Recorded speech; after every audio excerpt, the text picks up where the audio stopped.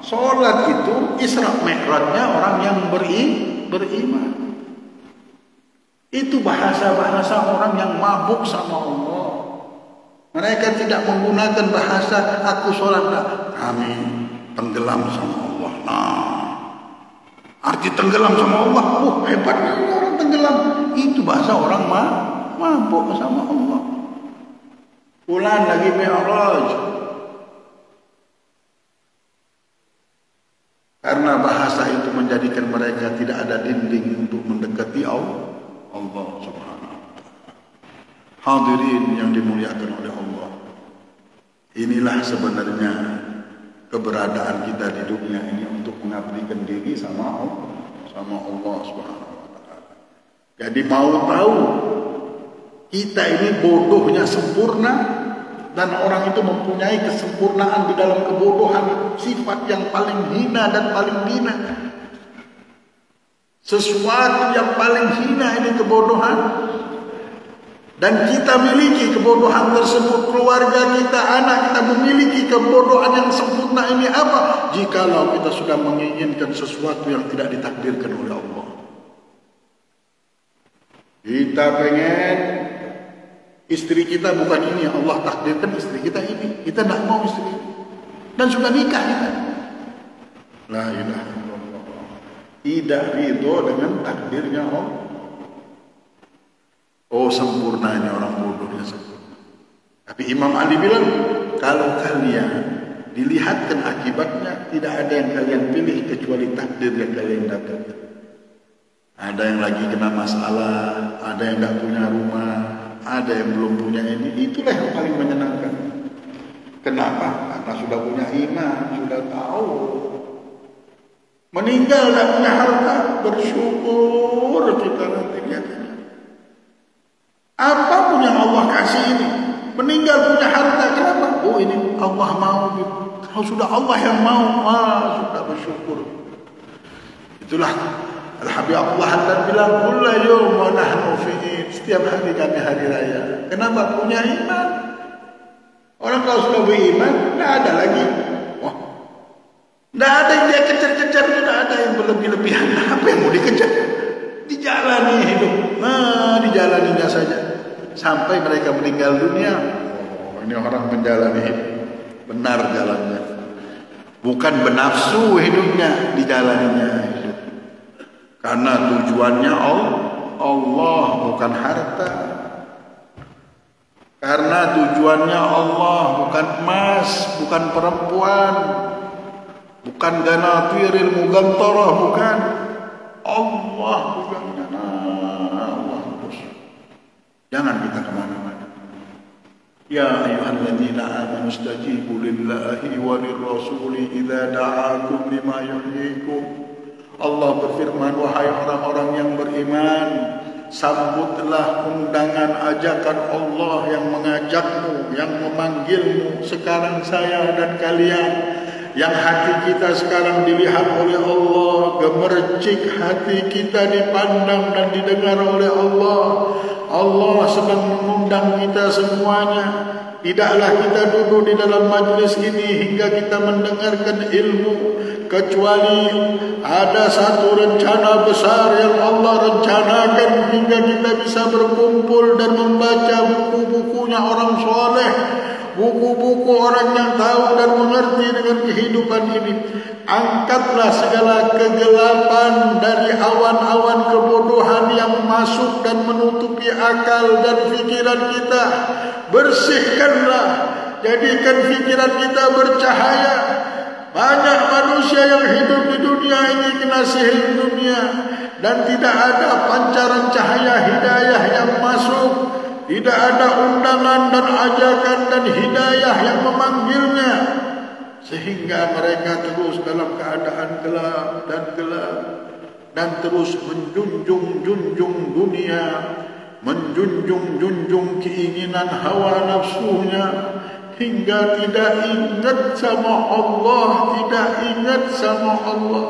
Salat, beribadat, pembacaan, ternyata bacaan dan solat menjadi tempat lamunan saja. Dia melamun. Bismillahirrahmanirrahim. Hatinya dalam keadaan tidak ingat. karena tidak menjunjung Allah. Yang dia pikirkan adalah nafsunya. Dia libatkan Allah untuk mengabulkan nafsunya. Dia libatkan Allah untuk supaya nafsunya puas. Bisa puas hidup dengan senangnya nafsu mau ini mau itu. Bukan dia meyakini dan menyerahkan diri sama Allah. Apapun yang Allah berikan, dia puas sama Allah. Dia lega sama Allah. Dia percaya sudah sama Allah. Inilah orang yang beriman. Orang-orang seperti ini, orang-orang yang dipilih sama Allah, meninggal insyaAllah husnul khotimah. Tapi ada orang kita sangka sholat, dikuburkan di kuburan muslimin, tidak tahunya ruhnya berkumpul dengan orang-orang kafir. Na'udzubillah. Kenapa? Karena di dunia ini mereka tidak percaya sama Allah. Hingga garis tangan kehidupan mereka pun mereka tidak percayakan sama Allah. Mereka menyangka pendapatnya lah, keinginannya lah yang paling hebat. Takdir Allah, keinginan Allah yang menentukan nasib kehidupannya. Tidak pernah mereka senang dan mereka puas. Mereka hinakan Allah. Mereka tidak percaya dengan Allah. Imam Ahmad bilang, tidak meninggalkan sedikit pun dari kebodohan orang-orang seperti ini. Kebodohannya sempurna benar kebodohan. Jahiliyah, benar-benar jahiliyah. Kenapa? Sudah menjunjung nafsunya, mengatakan yang inilah yang terbaik. La ilaha illallah. Mari kita jadikan iman kita seperti imannya Sayyidina Ali bin Abi Thalib. Ini jadi fondasi kita. Kalau bisa kita tulis di rumah kita, kalau dibuka hijab takdir, tidak ada yang kita inginkan kecuali apa yang Allah inginkan dan takdir. Kalau kita tahu, ini orang-orang percaya sudah, lepaskan diri kita. Wahai muslimin, wahai manusia, wahai umat Nabi Muhammad, wahai perantau-perantau yang sedang merantau di dunia yang sementara ini, kita lepaskan semua kotoran yang ada di badan kita ini dengan ilmu dan cahaya Nabi besar Muhammad. Allahumma salli ala Muhammad, Allahumma salli ala Sayyidina Muhammad. La ilaha illallah Muhammadur Rasulullah sallallahu alaihi wasallam. Kalimat la ilaha illallah ini akan membentengi kita semuanya, membentengi kita daripada awan-awan kegelapan, dari semua cengkeraman kuku-kuku hawa nafsu yang mencengkeram leher kita dari kecil. Kita dijaga, dicengkeram, ditusuk, dirantai oleh keinginan nafsu. Sepertinya dunia ini sempit dan tidak bisa mendekati Allah sampai kita tidak bisa dekat sama Allah, dekat sama Nabi Muhammad. Kenapa? Karena nafsu ini sudah, kukunya sudah di leher kita semua. Alhamdulillah, mudah-mudahan dengan proses kehidupan ini, membaca buku wali-wali Allah, kita menjadi orang yang merdeka mulai detik ini. Allah selamatkan kita dari su'ul khatimah insyaAllah. Allah selamatkan kita dari segala kemusyrikan yang menjadikan kita jahiliyah, tak percaya sama Allah subhanahu wa ta'ala.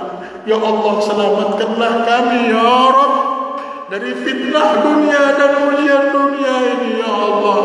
Bahagiakanlah kami dunia dan akhirat.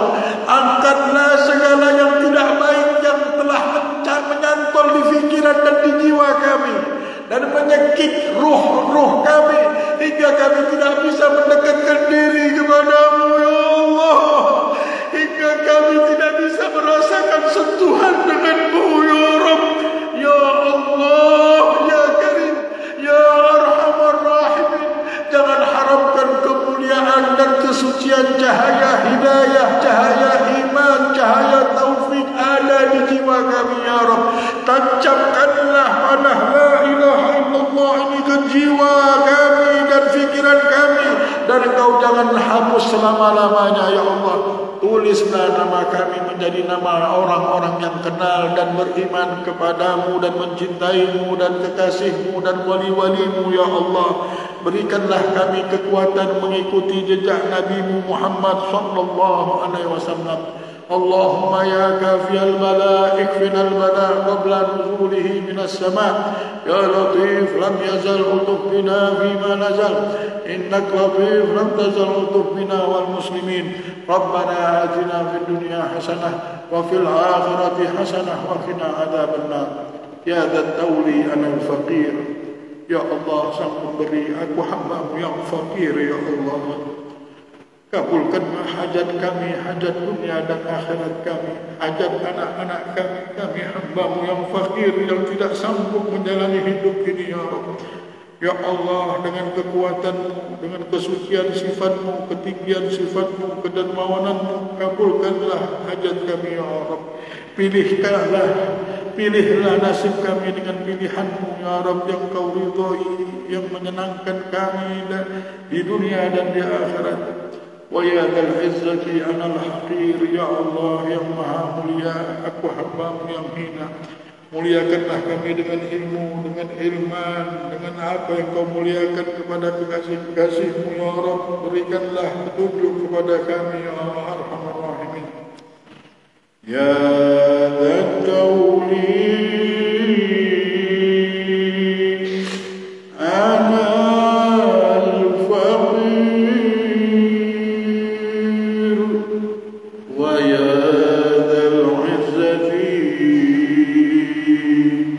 ana al-haqir. Ya dzat tawli